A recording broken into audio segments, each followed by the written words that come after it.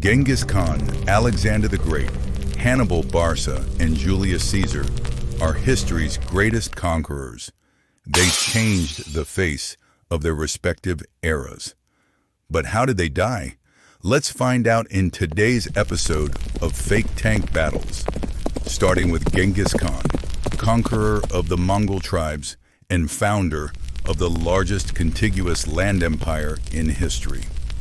In 1227, after years of devastating raids into China, Genghis Khan had finally reached his goal of unifying the nomadic Mongol tribes under his banner. Now he was ready to take his conquests further west into the Middle East. His first target was the Khwarezmid Empire based in modern-day Uzbekistan. The Khwarezmians had previously tried to stop Genghis from raiding into China, so now it was payback time. While leading his army against them, Genghis sent an envoy to the Khwarezmi Shah Muhammad II, demanding that he surrender or face annihilation.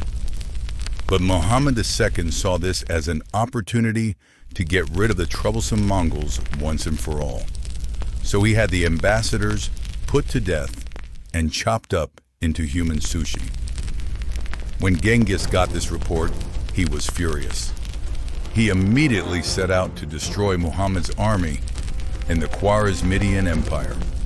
But while planning an assault on a fortress city, Genghis met his end in an unfortunate accident. There are several different versions of the story, but the basic gist is that while inspecting a newly captured catapult, he ordered that the ropes holding a counterweight be loosened so he could see how it worked.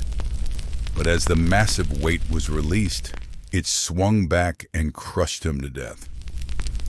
Other historians have speculated that he may have been actually poisoned by the Khwarezmians, though there is no real evidence for this theory. Either way, Genghis Khan died before he could finish his campaign against the Khwarezmians, but his empire would live on even after his death, eventually conquering most of the Middle East and extending all the way to Eastern Europe. Next, we have Alexander the Great, king of Macedon and conqueror of the known world. After defeating the Persians, Egypt willingly submitted to him and proclaimed him as pharaoh. While in the east, his general Ptolemy was busy making moves in Egypt, Alexander was marching west into Anatolia. He wanted to finish off the Persian king Darius III and conquer the Aegean Islands. But as he pushed further west, his army grew increasingly exhausted and demoralized. And when they reached the city of Susa, which had been abandoned by the Persians, the soldiers mutinied, refusing to go any further. This went on for some time until Alexander appeased them by offering wine and sacrificing some local Anatolian women. But the party didn't last long. Alexander's men soon came down with a mysterious fever, and many began to die. It spread like wildfire through the camp, killing hundreds every day.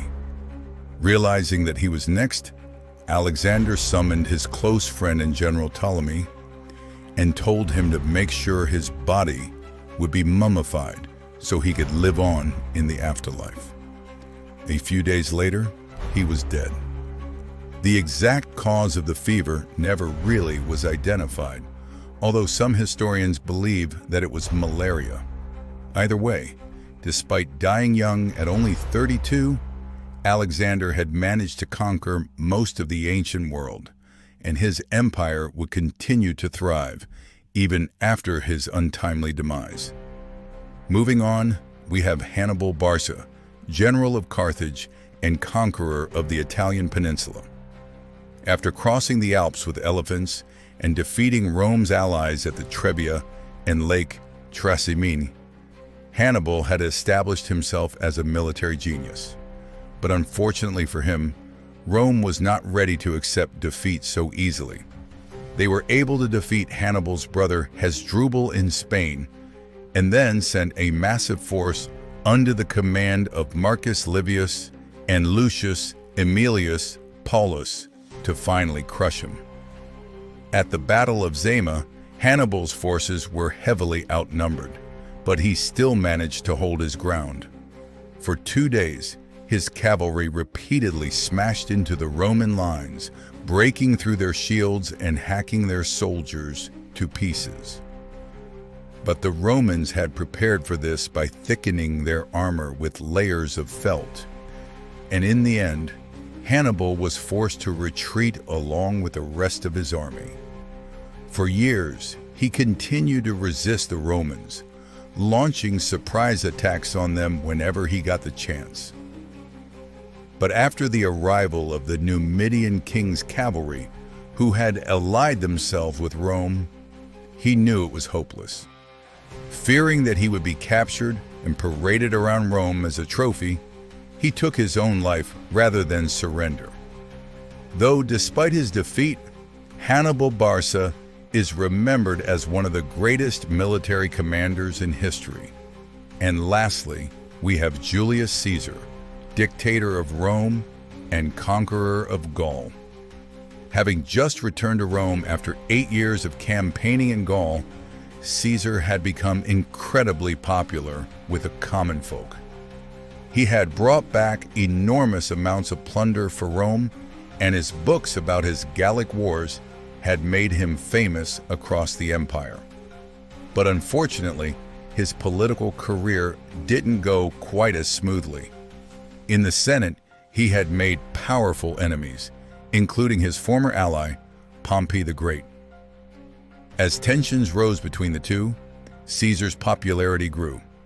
And so, to prevent a civil war, his enemies decided to declare him a public enemy and march on Rome itself. Caesar gathered his supporters and loyal legions and marched to meet Pompey's forces. He won a decisive victory at the Battle of Pharsalus in Greece, forcing Pompey to flee to Egypt. Wanting to make sure that he wouldn't be pursued, Pompey's assassins took him to King Ptolemy XIII and offered him up as a gift. But upon hearing that Pompey had come to Egypt, Cleopatra immediately had him executed. So now Caesar was the master of the Mediterranean, having defeated both of his main enemies. But once again, his political career caused him to make powerful enemies. This time back in Rome, a group of senators led by Cassius and Brutus believed that Caesar had too much power and was becoming a tyrant. So as he walked toward the Senate one day, they jumped out and stabbed him 23 times. Caesar was mortally wounded, but managed to crawl all the way home. When his wife Calpurnia saw what had happened to him, she fainted dead away. And soon after, Caesar was dead. His adopted son Octavian avenged his death by defeating Cassius and Brutus and establishing himself as the first emperor of Rome. So there we have it, the 4 great conquerors and how they met their ends. Despite their many accomplishments, none of them were able to escape death. But their empires and legacies lived on even after they were gone. What do you think? Did these conquerors get their just desserts, or were they victims of bad luck? Let me know in the comments below. And as always, thanks for watching.